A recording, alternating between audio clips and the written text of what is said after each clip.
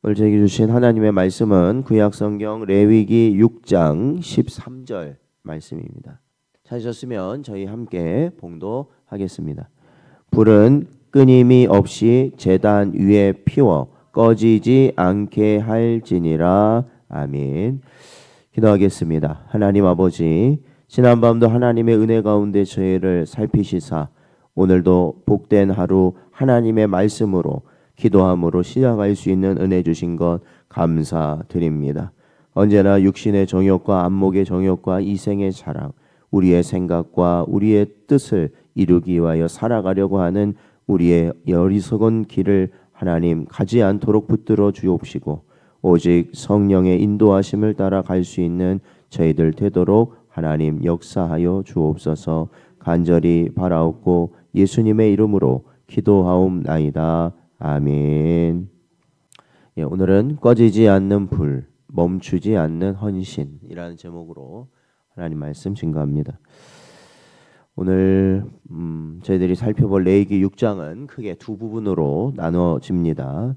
전반부는 이웃에게 입힌 재산상 손해를 보상하는 속건제의 실제적인 지침을 다루고 있고, 또한 후반부는 제사장이 제단을 관리할 때 지켜야 할 엄격한 질서를 다루고 있습니다.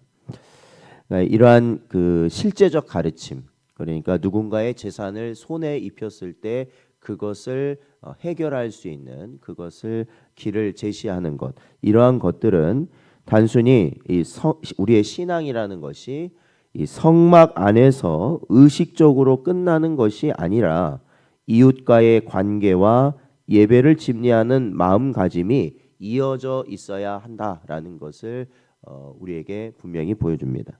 그러니까 우리가 교회 안에서 우리가 거룩과 또한 경건과 또한 하나님을 향한 그러한 신실한 모습이, 그러한 마음이 우리 안에 있다라는 것, 그러니까 온전히 우리가 중심을 다해 예배를 드렸다라는 것은 우리의 일상에서도 동일하게 우리의 이웃을 살피고 그들에게 다가가는 것이 하나님을 대하듯 우리들이 살아갈 수 있어야 한다. 그것이 진정한 신앙이다라는 것을 보여주는 것입니다.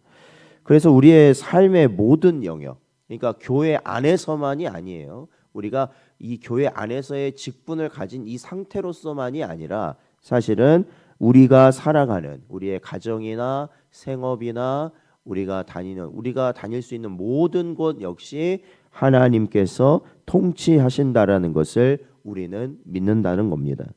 오늘 본문을 통해서 우리 삶의 재단이 어떻게 관리되어야 하는지를 깨닫는 복된 여러분 되시기를 축원드립니다. 1절에서 7절 말씀을 보면 이웃에게 입힌 손해에 대한 보상의 규정이 나와 있습니다.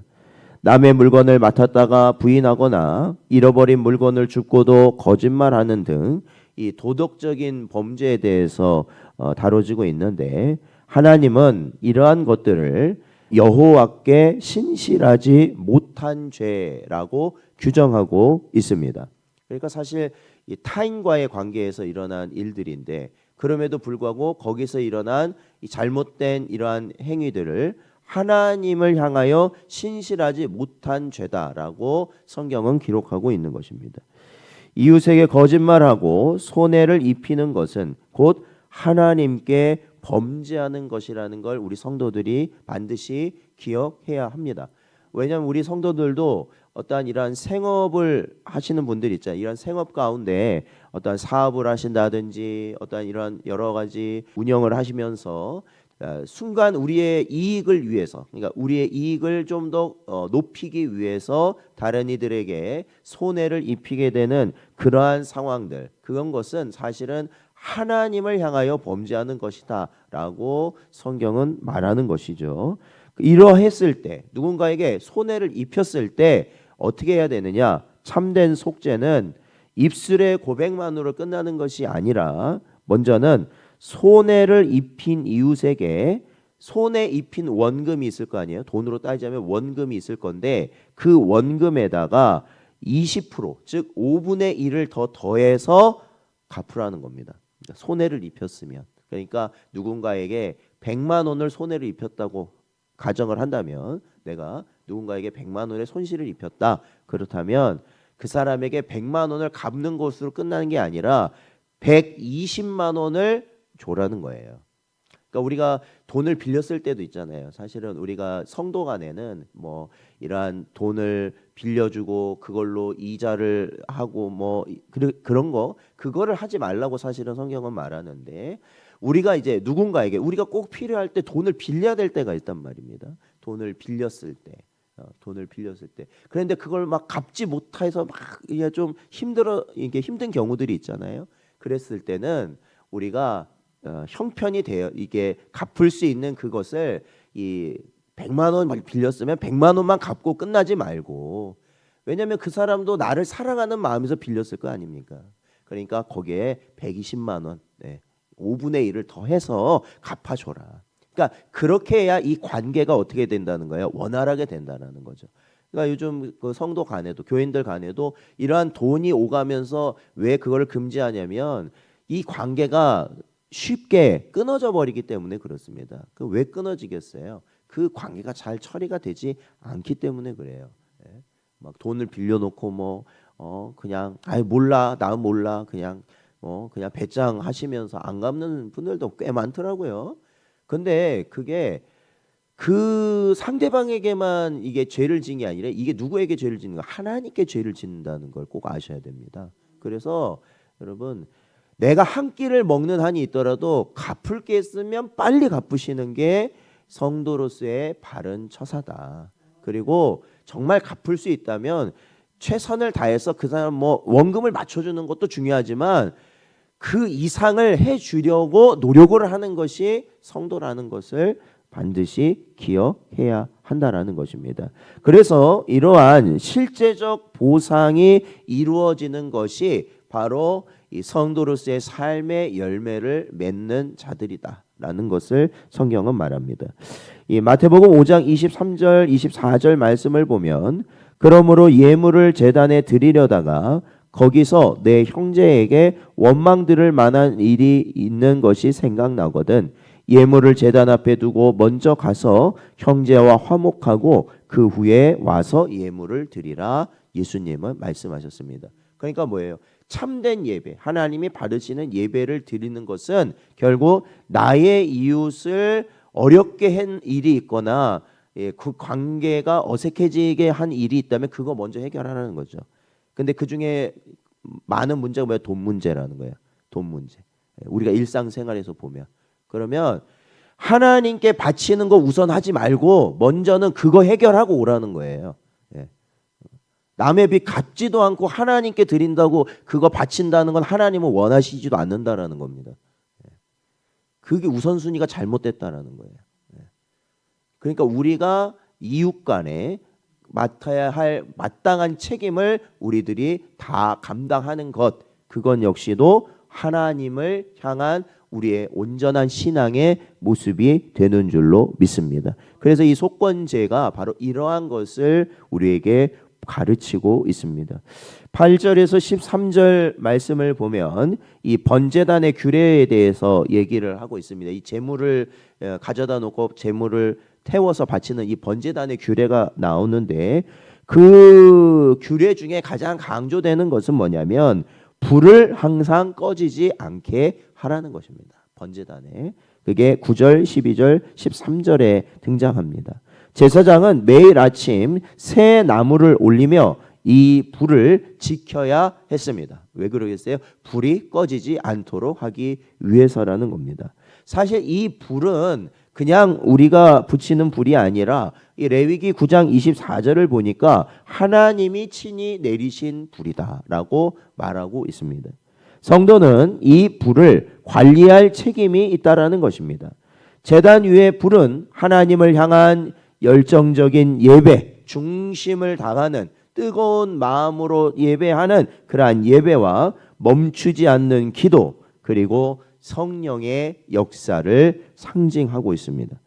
그러므로 우리의 심령제단, 우리의 마음속에 있는 심령제단과 우리의 가정, 그리고 교회의 기도의 불이 분주함이나 게으름, 우리가 세상의 다른 것에 집중함으로 인하여서 꺼져가고 있지 않은지 항상 우리는 점검해야 하는 것이죠. 근데 우리도 보면은 뭔가 일이 생기고 뭔가 우리의 상황이 바뀌면 그거 생각하고 그거 처리하다 보면은 분주하다 보니까 사실은 예배나 기도나 이러한 것들을 하지 못하는, 그 불을 관리할 수 없는 그러한 시간들이 있어요. 그러한 이제 환경들이 있다는 거죠. 그러기 때문에 실질적으로 제가 말씀드리는 게 뭐냐면 언제나 공적 예배와 기도의 자리를 지키시라는 거죠. 예. 그거를 아예 기준을 삼아 놓고 사시라는 거예요. 그러면 우리가 아무리 세상 것으로 인해서 정신이 없다가도 딱 그 시간이 돼서 예배의 자리, 기도의 자리를 지키게 되면 우리가 다시 어떻게 되는 거예요? 회복될 수 있는 길이 열어진다라는 거죠. 예. 그러니까 그거를 이제 이 뒤로 밀어버리면 우리 기준대로 하다 보면 한도 끝도 없다라는 거예요. 이제 세상 일에 빠지는 건요. 그래서 언제나 이러한 이 예배의 자리와 기도의 자리를 지키심으로 여러분 심령 재단의 불을 꺼뜨리지 않는 여러분 되시기를 축원드립니다. 이제 14절에서 18절 내용과 19절에서 23절에 보면은 제사장의 목과 또한 거룩한 구별에 대해서 언급하고 있습니다. 백성이 드린 소제물의 남은 부분은 제사장의 목이 되지만 이 제사장 자신을 위해 드리는 소제물은 전부 불살라야 했습니다. 제사장은 백성을 위해 헌신하지만 자신의 죄와 허물을 위해서는 더욱 엄격해져야 하는 자가 제사장이었죠.